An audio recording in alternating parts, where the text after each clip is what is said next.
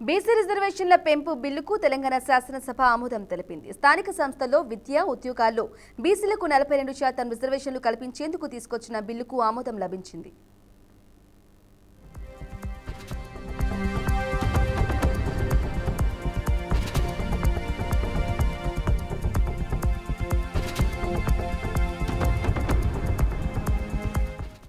Right breaking news చూస్తున్నాం. BC రిజర్వేషన్ల పెంపు బిల్లుకు తెలంగాణ శాసనసభ ఆమోదం తెలిపింది.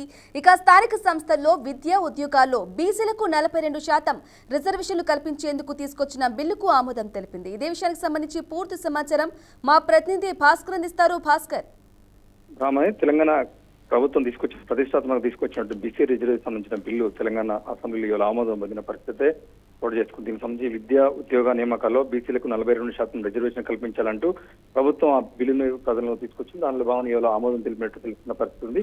ప్రస్తుతం స్థానిక సంస్థలతో పాటు బీసీలకు కూడా 42 రిజర్వేషన్ కల్పించాలని చెప్తున్న పరిస్థితి.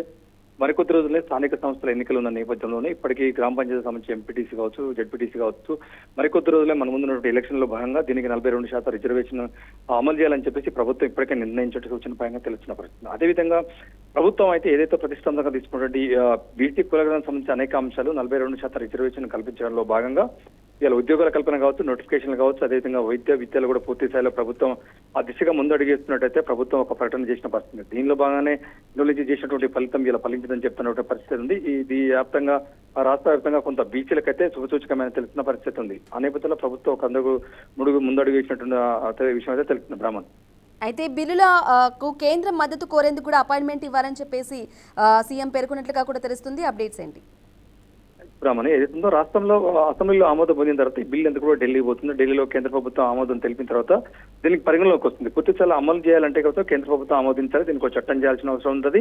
తప్పకుండా ఆ చట్టం చేసినా కనుక పూర్తిస్థాయిలో తీసుకొచ్చినటువంటి 42 రిజర్వేషన్ శాసనం అమలయ్యే పరిస్థితి ఉంటుంది. ఎందుకంటే దానికి ఒక కేంద్ర ప్రభుత్వం ఆమోదం తెలిపితేనే అది పరిగణలోకి తీసుకుంటారు. ఆ తర్వాత రాష్ట్ర ప్రభుత్వం దీన్ని అమలు చేసే విధానాన్ని రూపకల్పన చేస్తుంది. అయితే ఇప్పటికే ప్రధానమంత్రి నరేంద్ర మోదీతో మాట్లాడిన సమాచారం తెలుస్తుంది.